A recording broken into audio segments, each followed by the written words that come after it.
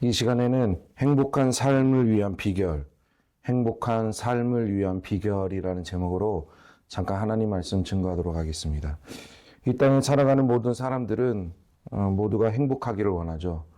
이 땅에서 삶을 영위하는 사람들 중에 행복하기를 원하지 않는 사람들은 한 사람도 없다라는 거예요. 모두가 다 행복하기를 원하죠. 그럼 행복이라는 게 뭡니까? 나태주 시인이라는 분이 행복에 대해서 이런 글을 썼습니다. 행복이라는 것은 저녁에 돌아갈 집이 있다는 거. 이게 행복이라는 것은 거창한 것이 아니라 내가 저녁이 되면 저녁 때 돌아갈 집이 있다라는 것.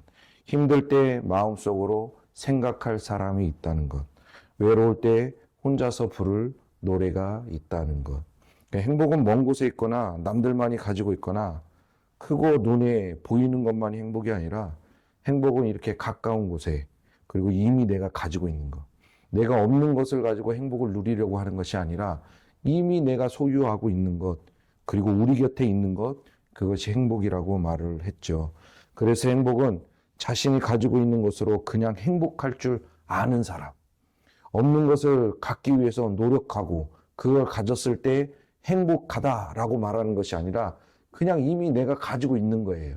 지금 이 순간에 내가 가지고 있고 가지고 있는 것으로 행복할 줄 아는 사람, 그게 바로 행복이라는 거예요. 행복 자체에 노하우가 있는 거죠. 오늘 본문의 말씀에도 보면 행복이라는 단어가 나오는데 성경에서 행복이라는 단어가 총 11번이 기록되어 있습니다. 그 중에 11번 중에 5번이 욥기 말씀에 기록되어 있죠. 욥이 고난 중에 있으면서 행복이 무엇일까? 그거에 대한 묵상을 많이 했던 것 같습니다. 5번이 욥기 말씀에 기록되어 있고 나머지가 신명기나 전도서 말씀에 기록되어 있는데 이 행복이라는 단어가 제일 먼저 기록된 곳이 바로 오늘 본문의 말씀이라는 것입니다. 오늘 본문의 말씀에 보면 12절 13절 말씀에 보니까 이스라엘아 내 하나님 여호와께서 내게 요구하시는 것이 무엇이냐 곧 내 하나님 여호와를 경외하여 그의 모든 도를 행하고 그를 사랑하며 마음을 다하고 뜻을 다하고 내 하나님 여호와를 섬기며 내가 오늘 내 행복을 위하여 내게 명하는 여호와의 명령과 규례를 지킬 것이 아니냐. 하나님의 자녀들에게 직접적으로 요구하는 것이 있는데 그것은 바로 하나님을 경외하고 하나님의 말씀에 순종하며 마음과 뜻을 다하여 하나님을 사랑하라. 그것이 그렇게 하나님을 사랑하는 마음으로 하나님의 명령과 규례를 지켰을 때 그 인생이 행복할 수 있다라는 것입니다. 그러니까 말씀을 지키는 삶과 행복이 연결되어 있다는 거예요. 너희가 이 땅에서 살아가면서 정말 이 땅에서 행복하기를 원한다면 하나님의 말씀을 지키라는 거예요. 그 말씀에 순종하고 그 말씀대로 행할 때 이 땅에서 행복할 수 있다라고 하나님이 오늘 본문에서 말씀하고 계시다라는 거예요.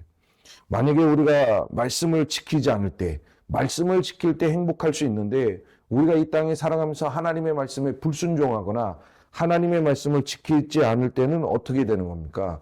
베드로전서 2장 8절 말씀에 보면 거기에 보면 예수님이 자기에 대해서 나는 부딪히는 돌과 걸려 넘어지게 하는 바위라. 나는 사람이 부딪히는 돌과 걸려 넘어지게 하는 바위다라고 말씀하시면서 이런 말씀을 하시죠. 베드로전서 2장 8절에 보면 그들이 말씀을 순종하지 아니함으로 넘어지나니 말씀을 순종하지 아니함으로 넘어지나니 이는 그들을 이렇게 정하신 것이라. 이게 무슨 말이에요? 이 땅에 살아가면서 인생들은 누구를 막론하고 하나님의 말씀에 순종해야 되는데 그 말씀에 순종하지 않을 때는 반드시 걸려 넘어지게 돼 있다는 게. 하나님의 말씀에 불순종하고 하나님의 말씀을 지키지 않을 때는 그 인생은 그 말씀에 반드시 걸려 넘어지게 돼 있는데 하나님이 그렇게 걸려 넘어지도록 정하셨다. 그들을 이렇게 정하신 것이라. 발에 걸려 넘어지도록 하나님은 정하셨다는 거예요.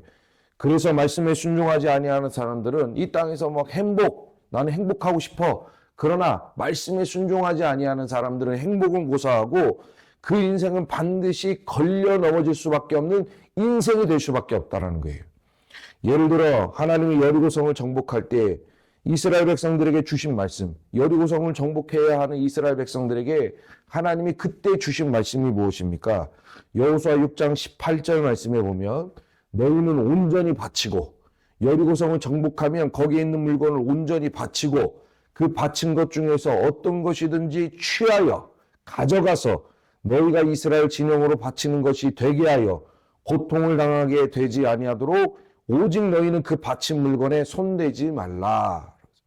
하나님이 여리고성을 정복하는 이스라엘 백성들에게 주신 말씀은 간단하게 말씀을 드려서 성 안에 있는 모든 물건을 하나님 앞에 바치되 그 안에 있는 물건에 어떤 물건에도 손을 대지 말라. 가져가지 말라고 하는 거예요. 아무리 가져가고 싶은 물건이 많이 있다 할지라도 거기에 있는 물건을 손대지 말라는 거예요. 킹제임스 성경에 보면 이 같은 구절임에도 불구하고 더 리얼하게 하나님의 말씀이 번역되어 있는데 킹제임스 성경에 보면 이렇게 기록되어 있습니다. 너희는 어찌하든지 저주받은 물건으로부터, 이 여리고성은 저주받은 성이고 그 성 안에 있는 물건 자체도 저주받은 물건이라는 거예요. 너희는 어찌하든지 저주받은 물건으로부터 스스로 주의하여, 그 물건으로부터 스스로 주의하여 저주받은 물건을 취해서 너희 자신도 저주받지 않도록 하고, 그 물건을 가져오거나 그 물건을 취하거나 그 물건에 손을 대서 너희 자신도 저주받지 않도록 하고 이스라엘 진영으로 저주를 받거나, 그러니까 너희가 그 물건을 손대면 너희만 저주받는 것이 아니라 이스라엘 공동체, 이스라엘 전체에 저주를 받거나 고통을 당하지 않도록 하라. 그러니까 하나님이 이스라엘 백성들에게 여리고 성 안에 있는 물건은 저주받은 물건이니 괜히 그 안에 있는 물건을 손을 대거나 그 안에 있는 물건을 가지고 와서 너희도 저주받지 않게 하고 이스라엘 백성들조차도 저주를 받거나 고통을 당하지 않게 하라는 거예요. 손대지 말라는 거죠. 그 안에 있는 물건 건들지 말라는 거예요. 가지고 나오지 말라는 거죠. 이게 이스라엘 백성들에게 하나님이 주신 말씀이에요. 여리고성을 정복하기 전에. 그러면 이스라엘 백성들이 이 말씀을 들었을 때 어떻게 해야 됩니까? 이 악물고 지키면 되는 거예요. 하나님이 그 안에 있는 물건을 손대지 말고 그 안에 있는 물건을 가지고 나오지 말라 하셨으니 어떻게 해서든지 이를 악물고 그 안에 있는 물건을 손대면 안 되는 거예요. 안 가져고 나오면 되는 거예요. 그런데 이 자리에 계신 우리 성도님들이 이미 이 말씀에 대한 내용을 알고 계시겠지만 아간이라는 사람이 막상 성안이 무너지게 되니까, 여리고성이 무너지게 되니까 그 안에 들어가서 보니 가져가고 싶었던 물건이 너무 많았던 거죠. 여리고성 정복된 무너진 여리고성을 들어가서 보니까 그 안에 가져가고 싶은 물건이 너무 많았던 거예요. 아간이 눈에. 우리가 상품백화점이 무너졌을 때도 그 안에 들어가서 구조하는 사람들만 있었던 것이 아니죠. 그 안에 들어가서 구조하는 사람들만 있었던 것이 아니라 백화점이 무너졌을 때 백화점 안에 들어가서 그 안에 물건을 훔치는 사람들이 그렇게 많았다라는 거예요. 하필 그때 그 지하에서는 보석 전시가 있었기 때문에 많은 사람들이 구조하는 척하고 들어가서 보석을 그렇게 많이 훔쳐갔다는 거예요. 심지어 어떤 40대 중반 되는 여인은 옷을 훔쳐서 도망가다가 사진에도 찍혔어요. 우리 인터넷 지금도 아마 돌아다니고 그 사진이 있습니다. 옷을 막 주섬주섬 챙기고 다니니까 그 구조하는 사람들이 봤을 때 막 기가 막힌 거예요. 이 무너지고 난리 난 상황에서 옷을 훔치고 가져가고 있으니까 구조하는 사람들이 봤을 때 막 기가 막히니까 그 여인의 뒤통수를 때려요. 그럼에도 불구하고 맞으면서 도망가면서 웃고 있는 사진이 찍혔어요, 기자에게. 그게 지금도 인터넷에 떠돌아다니고 있죠. 저는 궁금합니다. 그분 지금 어디에 살고 있나. 정상적인 사람이라면 지금 대한민국에 살 수가 없죠. 창피해서. 성형수술하고 얼굴을 감추지 않는 이상 창피해서 살 수가 없는 거예요. 그래서 상품백화점이 무너졌을 때도 그렇게 가져가고 싶은 물건이 많이 있었다는 것입니다. 그러면 한 성이 무너졌어요. 잘 먹고 잘 살았던 부유했던 한 성이 무너졌는데 그 안에 가져가고 싶은 물건이 얼마나 많았겠습니까? 그러니까 아간이 물건이 너무 많으니까 그것들 중에 물건을 챙겼는데 소심하게 외투 한 벌, 은 200세겔, 50세겔 되는 금덩어리 하나를 훔쳐왔다는 거예요. 그러고 나서 자기 장막 밑에 숨기게 되죠. 아무도 모르게 숨겼어요. 그런데 문제는 뭡니까? 아간이 사람은 모르게 그렇게 숨겼을 수는 있어요. 내가 이렇게 숨겼을 때는 아무도 모르지? 본 사람도 없지. 누가 어떻게 알겠어? 내가 이렇게 완벽하게 내 장막 밑에 숨겼는데 아무도 모를 거야. 라고 생각했을지 몰라도 하나님은 그 모든 것을 전부 다 보고 계셨다라는 거예요. 시종일관 아간이 어떤 마음으로 어떻게 어떤 물건에 손을 대고 그 훔친 물건을 어디다가 은밀하게 숨겼는지 하나님은 전부 다 보고 계셨다는 거예요. 사람은 안 봤을지 모르고 사람은 모를지 모르지만 하나님은 이미 아간에 대해서 전부 보고 계셨다는 거예요. 그래서 그 범죄로 인하여 이스라엘 백성들이 아이성 전투에서 패한 거 아닙니까? 그래서 하나님이 침묵하고 계시는데 이제 이스라엘 안에서 난리가 난 거예요. 이거 도대체 왜 이러냐? 우리가 아이성 전투에서 패한 이유가 무엇이냐? 사람들이 수군대기 시작하고 범인이 누군지 찾아내기 시작하고 여호수아는 하나님을 만나러 가고 그때 아간의 마음에 얼마나 긴장감이 있었겠습니까? 여러분 범죄하고 나서는 마음의 평안과 행복을 누릴 수가 없는 거예요. 하나님의 말씀을 불순종했을 때는 그 마음에 절대로 평안과 행복이 없어요. 행복이 있다는 건 말이 안 되는 거죠. 내가 하나님의 말씀대로 어긋난 삶을 살았는데 내 마음에 평안이 있다? 그 사람은 구원이 있는지 없는지 먼저 뒤져봐야 되는 거예요. 아간도 막 두근반 세근반 했을 거예요. 그러나 아무도 몰랐을 거라고 생각했던 그 범죄를 하나님은 이스라엘 공동체 안에서 드러나게 하시고 아간이 여리고성 안에 있는 물건에 손댄 것을 하나님은 드러나게 하시고 이스라엘 백성들로 하여금 그 아간을 돌로 쳐서 죽이게 하시죠. 거기에다가 돌무더기를 쌓았는데 거기가 바로 유명한 장소 아골골짜기예요. 우리 찬송가에도 나와있죠. 알구골짝 빈들에도. 거기가 아골골짝입니다. 여러분 보십시오. 하나님의 말씀에 불순종하게 되면 반드시 그 마음에 행복도 없고 삶의 형통함도 없는 거예요. 하나님의 말씀에 불순종하고 하나님의 말씀에 그르치게 살아가면 반드시 그 마음에 평안도 없고 행복도 없고 삶의 형통함도 없고 때로는 그 불순종, 하나님의 말씀에 대한 불순종이 공동체에 악한 영향도 끼친다는 거예요. 그냥 나만 저주받고 끝날 문제가 아니라는 거예요. 우리가 하나님의 말씀에 불순종하게 되면 그 불순종이 우리가 함께 지내고 있는 공동체 가운데 악영향을 주고 그들 마음에도 평안이 없고 형통함이 없고 그들에게도 저주가 임하게 되고 그런 문제가 발생할 수 있다는 거예요. 그러니까 우리가 하루하루를 살아갈 때 그냥 내게 있는 자유를 가지고 내가 멋대로 살면 안 된다는 거예요. 그 불순종이 나에게만 영향을 끼치는 것이 아니라 함께 공동체를 세워가는 그 공동체 안에도 영향을 주기 때문에 우리는 하나님의 말씀에 불순종하는 삶을 멀리해야 됩니다. 쉽게 볼 문제는 아니라는 거예요. 불순종하는 인생은 하나님의 말씀에 불순종하는 인생은 반드시 이렇게 걸려 넘어지게 된다. 아간처럼 걸려 넘어질 수밖에 없다. 라는 것을 보여주고 있죠.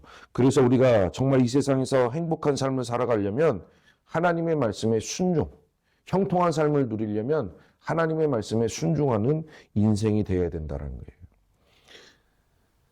그러면 하나님의 말씀에 순종이 이렇게 순종할 때 우리는 행복할 수 있는데 이제 이 행복이 어디서부터 이루어져야 되는 것입니까? 하나님의 말씀에 불순종하면 걸려 넘어지는 인생이 되고 하나님의 말씀에 불순종하면 행복이 없는데 행복하려면 우리가 하나님의 말씀을 불순종해야 된다는 것을 이제 알았죠. 그러면 이 하나님의 말씀에 대한 순종이 이제 어디서부터 이루어져야 되냐는 거예요. 우리가 하나님의 말씀에 대한 순종과 불순종을 이야기하고자 할 때 우리의 삶 속에서 보여지는 삶의 어떤 결과물, 눈에 보여지는 그 말씀에 대한 결과물을 가지고 우리는 순종했냐 불순종했냐라고 그걸 따진다라는 거예요. 뭔가 눈에 보여지는 결과물이 있어야 돼요. 그리고 그 결과물을 가지고 순종이냐 불순종이냐를 따진다라는 거예요. 예를 들어서 10계명 중에 6번째 계명이 살인하지 말라라는 거죠. 그러면 이 말씀에 대한 순종과 불순종은 우리가 살아가면서 누군가를 막 죽이고 싶은 미움이 내 안에 있다 할지라도 누군가를 향한 분노가 내 안에 있다 할지라도 미워하는 악감정이 있다 할지라도 우리가 실제 삶에서 그 사람을 주먹으로 때려 죽이거나 칼로 찔러 죽여서 죽이지 않으면 살인하지 말라라는 말씀이 순종이 된 거예요. 이해되십니까? 결과물이 눈앞에 나타나지 않았으니 실제적으로 어떤 사람을 죽이지 않았어요. 내 안에 막 미운 감정이 있고 악감정이 있고 분노가 가득해도 그 사람을 실질적으로 죽이지 않았으니까 우리는 말씀에 대한 순종이 된다라는 거예요. 6계명 살인하지 말라라는 말씀에 순종이 된 거예요. 우리는 순종과 불순종을 그렇게 따지죠. 또 7번째 계명이 간음하지 말라는 것인데 마음속으로 어떤 남성과 여성을 향하여 음욕이 가득해도 실제적인 삶에서 그 남성과 여성을 육체적으로 범하지만 않으면 내 안에 어떤 남성, 내 안에 어떤 여성을 향한 그 음욕, 저 여인을 취하고자 하는 마음, 저 남자를 취하고자 하는 마음, 그 음욕이 가득해도 내가 실질적으로 그 여인을 삶 속에서 범하지 않았거나 그 상대방 남성을 범하지 않게 되면 간음하지 말라는 말이 순종이 될 거라고요. 마음은 충만할지 몰라도 실질적으로 삶에서 옮기지 않았으니 간음하지 말라. 눈에 보여지는 결과물이 없으니 간음하지 말라라는 말씀이 순종이 되었다라는 거예요. 순종의 유무를 결과물이 있느냐 없느냐로 따졌다는 거죠. 그러나 신약으로 와서 예수님은 뭐라고 말씀하십니까? 마태복음 5장에 보면 예수님은 이렇게 말씀하시죠.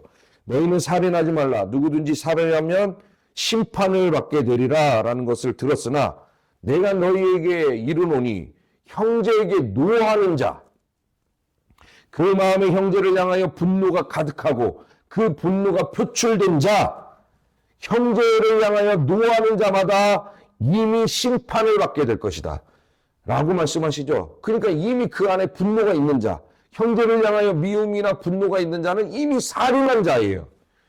요한 1서 3장 15절 말씀에도 보면 형제를 미워하는 자마다 살인하는 자니 내가 직접 누군가를 미워서 때려 죽이지 않아도 삶의 결과물이 보이지 않아도 그 마음 가운데 형제를 미워하는 마음만 있어도 그 사람은 이미 살인한 자다라고 예수님이 말씀하고 계시다는 거예요.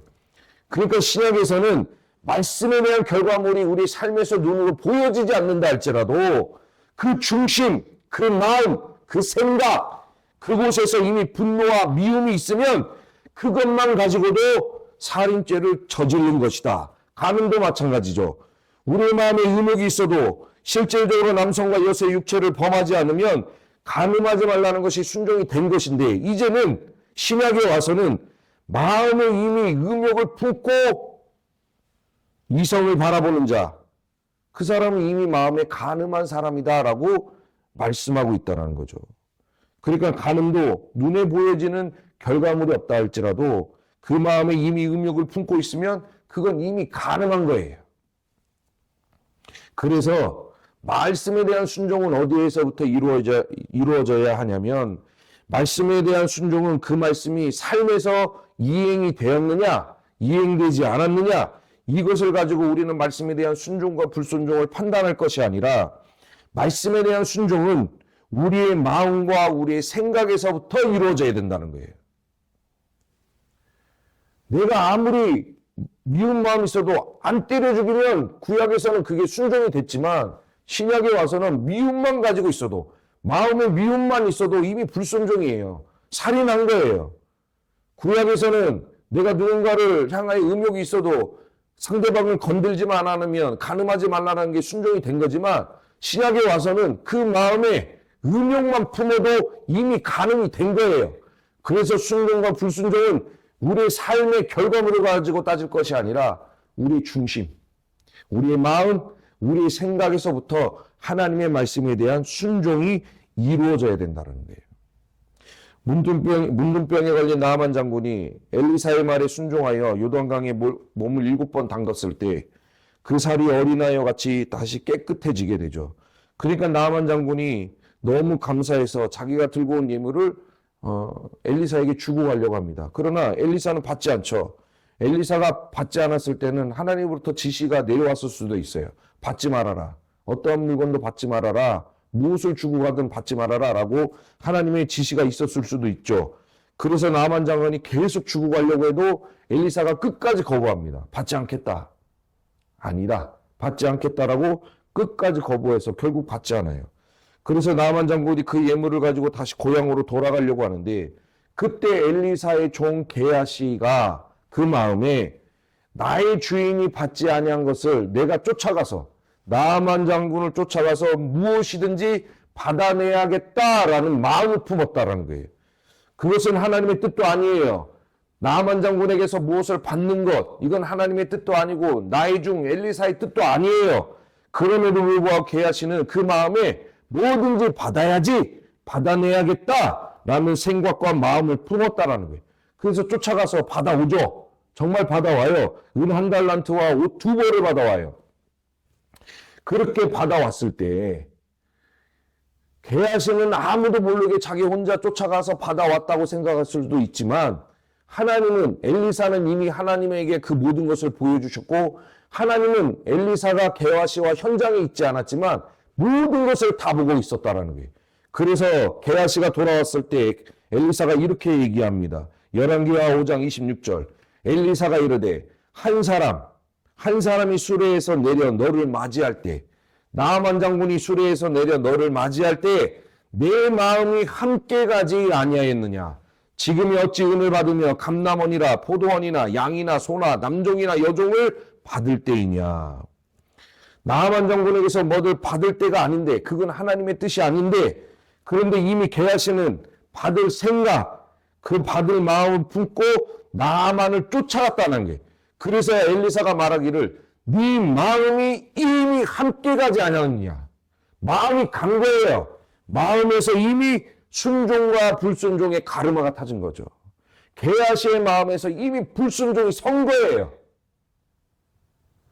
삶에서 눈에 보여지는 결과물 가지고 왔냐, 가지고 오지 않았냐, 이게 중요한 것이 아니라 이미 게하시의 마음에는 불순종하기로 가르마가 타져서 그 마음이 나아만 장군을 쫓아간 거죠. 그래서 받아온 거예요. 순종과 불순종은 마음에서 이루어지는 거예요. 가룟 유다도 보십시오. 예수님이 유대인의 왕이 되어야 하는데, 그래서 종교적으로나 정치적으로 우리를 해방시켜줘야 되는데, 예수님이 계속 입만 열면 뭐라고 말씀하십니까? 나는 고난을 받고 죽임을 당할 것이다 라고 이야기했다는 거예요. 그러니까 가룟 유다의 마음에 막 불만이 가득한 거예요. 왜 저러시나? 우리를 구원하시고 우리를 해방시켜 주시고 우리에게 복된 삶을 허락해 주셔야 되는데 입만 열면 자꾸 고난받고 나는 죽을 것이다 라고 이야기하니까 가룟 유다의 마음에 불만이 가득했고, 이것은 가룟 유다만 그랬던 것이 아니라 다른 제자들의 마음도 다 마찬가지였다는 거예요. 다 조금씩 불만이 있었어요. 그런데 실질적으로 그 불만이 실행에 옮겨진 사람, 실행에 옮겨서 은 30을 받고 예수님을 판 사람은 가룟 유다 한 사람이었다라는 거예요. 그러면 이 가룟 유다의 불순종, 주인을 팔아버리는, 하나님의 아들을 팔아버리는 불순종은 가룟 유다의 어디에서부터 시작된 겁니까? 요한복음 13장 2절 말씀에 보면 가룟 유다가 벌써 시몬의 아들 가룟 유다의 마음에 예수를 팔려는 생각을 넣었더라. 가룟 유다의 마음에 예수를 팔려는 생각을 마귀가 이미 넣었더라 라고 말씀하고 있죠. 그러니까 가룟 유다는 이미 그 마음, 그 생각에서부터 불순종의 가르마, 예수님을 팔아야겠다라는 불순종의 가르마가 타진 거예요. 그것이 팔았다라는 행동의 결과물로 나타난 것뿐이죠. 마음에서 이미 불순종이 이루어진 거예요. 마음에서. 그래서 말씀에 대한 순종, 그 말씀에 대한 순종은 우리의 삶에서 이행을 했느냐, 이행을 하지 않았느냐, 이걸 가지고 순종과 불순종의 유무를 판단할 것이 아니라 말씀에 대한 순종은 우리의 마음과 우리의 생각에서부터 이루어져야 되는 거예요. 하나님이 하라는 것은 하고 하나님이 하지 말라는 것은 안 하는 그런 말씀에 대한 순종은 우리의 마음에서 이루어져야 된다는 거예요. 그렇게 마음에서 순종이 이루어질 때 그 사람이 행복을 누릴 수 있고 하나님이 주신 이 땅에 복을 누릴 수 있다라는 것입니다. 그러므로 이 자리에 계신 우리 성도님들은 하나님의 말씀에 대한 순종이 우리의 마음과 우리의 생각에서부터 이루어지기를 소망합니다. 그런 신앙과 그런 믿음이 되기를 소망합니다. 그래야 하나님이 주시는 행복과 복을 누릴 수 있다라는 거예요. 예수님이 겟세마네 동산에서 기도하실 때 십자가를 져야 하는 두려움이 온몸으로 나타나시죠. 그래서 그 두려움 때문에 땀방울이 막 핏방울 되어 떨어질 정도로 예수님이 그 두려움 때문에 몸서리 치게 되죠. 그래서 예수님이 고백하죠. 이 잔이 내게서 옮겨지게 하옵소서. 하나님, 이 잔이 하실 수만 있다면 이 잔을 내게서 옮겨지게 하옵소서라고 그런 마음을 품고 기도를 했다라는 거예요. 그러나 예수님이 계속 어떻게 보면 십자가를 지고 가지 않으려는 그 마음에 계속 머물러 계십니까? 예수님은 그 마음에 머물러 계시지 않았다라는 거예요. 곧장 기도하시면서 싸워서 승리해서 생각의 방향을 트시죠. 어떻게 틉니까? 예수님이 할 수만 있는 대로 이 잔을 내게서 옮겨주옵소서라고 기도했지만 곧장 그 생각의 방향을 순종으로 틀어서 그러나 하나님 아버지 내 원대로 마옵시고 아버지의 뜻대로 하옵소서. 할 수만 있는 대로 이 잔을 내게서 옮겨주옵소서로 기도했지만 하나님의 말씀에 곧장 순종하셔서 그러나 아버지 나의 원대로 마옵시고 아버지의 뜻대로 하옵소서라고 기도하셨다는 거예요. 그러니까 예수님은 기도하실 때 그 마음과 그 중심과 생각에서 하나님의 말씀에 하나님의 뜻에 순종하신 거예요. 그 순종이 인류의 구원을 이루게 됐고 그 구원으로 말미암아 구원받은 사람이 이 땅에서 참된 행복을 누리고 있는 거죠. 우리에게 이러한 신앙의 자세가 필요하다라는 것입니다. 하나님은 하나님의 말씀을 그 생각, 그 마음에서부터 순종하는 자들에게 복을 주시겠다고 말씀하고 계세요. 생각에서 복을 주시고 마음에서 순종이 이루어져야 행복을 주시겠다고 말씀하시죠. 그 복이 신명기 28장에 기록되어 있습니다. 거기에 보면 하나님의 말씀을 듣고 그 말씀에 순종하면 성읍에서도 복을 받고 들에서도 복을 받을 것이며 내 몸의 자녀와 내 토지의 소산과 내 짐승의 새끼와 소와 양의 새끼와 복을 받을 것이며 내 광주리와 떡 반죽 그릇이 복을 받을 것이며 내가 들어와도 복을 받고 나가도 복을 받을 것이니라 라고 말씀하셔요. 이외에도 그 신명기 28장 밑에도 보면 복을 주시겠다는 말씀이 쭉 기록되어야 되는데 이 복을 누리는 하나님의 말씀에 순종하는 자들에게는 하나님이 하늘의 보고를 여시사 때를 따라 늦은 비와 이른 비를 허락하여 주시고 그들이 손을 대는 것마다 잘 되는 역사를 하나님이 이루어 주시겠다. 이 땅에서 복을 누리게 하시겠다. 말씀을 순종하는 자들에게 그렇게 하나님이 은혜를 베풀어 주시겠다라고 하나님은 말씀하고 계셔요. 그 말씀에 대한 복이 마음과 생각에서부터 이루어진 자들에게 하나님이 이 복을 허락해 주신다는 거죠. 아무에게나 이 복을 주시는 것이 아니라 그냥 삶에서 유무를 따지는 자들에게 복을 주시는 것이 아니라 그 중심에서 그 마음에서 하나님의 말씀에 대한 순종이 이루어진 그 사람들을 향하여 하나님이 복을 주시고 그 말씀에 대한 순종의 결과로 인하여 이 땅에서 행복을 누리게 하시겠다고 하나님은 우리에게 말씀을 주고 계시다라는 거예요. 그래서 우리가 행복을 원한다면 하나님의 말씀을 지켜야 돼요. 그런데 하나님의 말씀이 이미 생각에서는 하나님의 말씀에 대한 불순종이 충만함에도 불구하고 이미 생각은 다 무너졌어요. 내 생각은, 내 마음은 하나님의 말씀에서 멀리 떠났고 우리 중심에서 하나님의 말씀에 대한 순종이 다 무너졌음에도 불구하고 그게 삶에서 아직 이루어지지 않았다라는 거예요. 내 안에는 미움이 가득하고 내 안에는 원망이 가득하고 누군가를 향한 분노와 증오의 마음이 가득함에도 불구하고 이것이 내 삶에서 내가 그 사람을 아직 주먹을 들었거나 주먹을 들어서 그 사람을 치거나 그 사람을 살인하지 않았으니 나는 순종했다. 그렇게 결과를 낸다는 거예요. 그래서 하나님 앞에 하나님 내 안에는 막 분노가 가득하면서 삶에서 하나님의 말씀에 대한 결과물이 나타나지 않았으니 하나님 나에게 축복 주세요. 내게 복을 주세요. 내 삶에 형통함을 주세요. 내 기도에 응답을 주세요라고 우리는 하나님 앞에 떼를 쓰고 있다는 거예요. 마음은 이미 다 무너졌는데 마음은 이미 하나님의 말씀에 불순종하고 있는데 삶에서 나타난 결과물만 없다라는 이유로 하나님 내 인생 형통함을 주세요 라고 우리는 이야기하고 있다는 거예요. 그러나 하나님은 말씀하시죠. 네 마음이 이미 쫓아갔구나. 마음이 무너졌어요. 마음에 이미 불순종과 순종의 가르마가 타졌어요. 마음이 무너지면 그건 이미 하나님의 말씀에 대한 불순종이죠. 그 불순종에는 행복이 없어요. 그 불순종에는 평안도 없고 그 불순종은 때로는 공동체에 악영향을 끼칠 수 있다는 거예요. 우리는 그래서 죄를 가지고 들어오면 안 돼요. 우리 공동체 가운데 죄를 끌고 들어오면 안 돼요. 그게 나만의 죄악의 문제가 아니라는 거예요.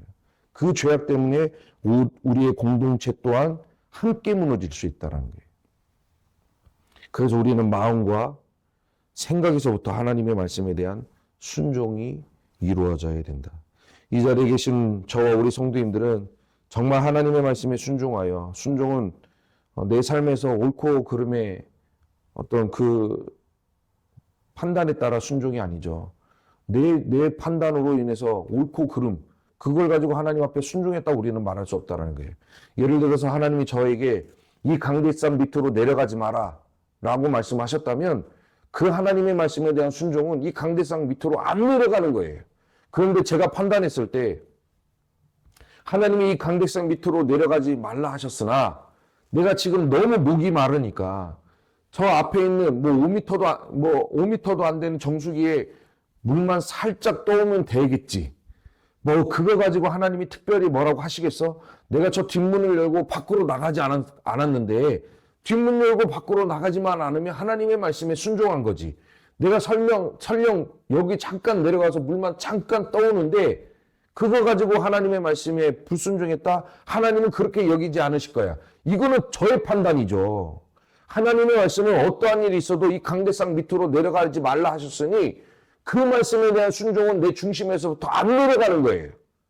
근데 내 판단으로 잠깐 갔다 왔으니 나는 순종이라고 이야기한들 그게 하나님 앞에서 순종이 되겠습니까? 아니라는 거예요. 근데 우리는 그런 마음으로 살아갈 때가 많아요. 잠깐이면 되는데, 이 정도면 되는데, 이 정도 순에서 했으니까 하나님의 말씀에 순종한 거나 마찬가지지. 그렇지 않다라는 거예요. 정확하게 하나님의 말씀에서 하라는 것은 하고 하지 말라는 것은 안 해서 그 순종이 내 중심에서부터 하고 안 하고가 내 중심에서부터 이루어진 자, 그 사람이 바로 순종이라는 거예요. 순종. 그래서 내 기준에서 옳고 그름이 순종이 아니라 정말 하나님의 말씀을 가지고 마음에서부터 우리 중심에서부터 우리 생각에서부터 말씀에 대한 순종이 이루어져서 정말 하나님이 우리 성도님들에게 주시는 행복, 하늘의 보고를 열어주시사 때를 따라 비를 내려주시고 우리 성도님들이 손을 대는 것마다 하는 일마다 잘 되는 역사, 우리 성도님들의 삶 가운데 하나님이 주시는 행복이 흘러넘치는 역사, 순종할 때 행복할 수 있는 거예요. 그 행복이 흘러넘치는 역사가 우리 성도님들의 삶 가운데도 가득하기를 소망합니다. 정말 그래서 우리 성도님들이 중심에서부터 하나님의 말씀에 순종하여 이 땅에서 하나님이 주시는 행복과 복을 받았다라는 그 간증의 역사가 우리 성도님들의 안에서 가득하기를 소망합니다. 다른 사람들이 복 받은 것, 다른 사람들이 행복을 누린 것, 그것만 늘 듣는 것이 아니라 어디서 누가 무슨 복을 받았다더라 이런 간증만을 우리가 듣는 게 아니라 우리 안에서 그런 복을 받고 행복을 누리는 간증이 나오기를 소망합니다. 옛날에 부흥 강사님들이 그랬죠. 와서 어떤 권사님, 어떤 집사님들이 11조 내서 복 받았더라 하면 그 부흥회가 끝나면 그 다음부터 11조가 넘쳐나요. 같은 복을 받기 위해서 따라서 하는 거죠. 그러나 그렇게 따라서 한다고 복이 넘칩니까? 그럴 수 없어요. 그분들이 복 받은 것은 그들의 중심 가운데 하나님을 향한 사랑이 충만했고 그 사랑으로 말미암아 그들의 마음과 생각에서부터 하나님의 말씀에 대한 순종이 가득해서 그 삶의 결과물로 하나님이 주신 복을 누린 것이지. 그 사람들이 11조를 냈기 때문에 우리도 11조 내고 1,000번째 되면 같은 복을 누릴 수 있겠지. 이미 중심이 무너졌는데 어떻게 같은 복을 누릴 수 있습니까? 이미 중심에서 하나님을 향한 사랑이 떠났고 하나님을 사랑하는 마음이 없으니 중심에서부터 무너질 것은 다 무너졌는데 11조를 따라서 하고 1,000번째를 따라서 한들 그게 복을 누릴 수 있겠습니까? 그럴 수 없다는 거예요. 그 중심에 하나님을 향한 사랑이 가득하고 경외하는 마음이 가득하여 하나님의 법도 하나님의 규례와 하나님의 말씀에 순종했을 때 하나님이 주시는 행복과 평안과 이 땅의 복을 누릴 수 있다는 거예요.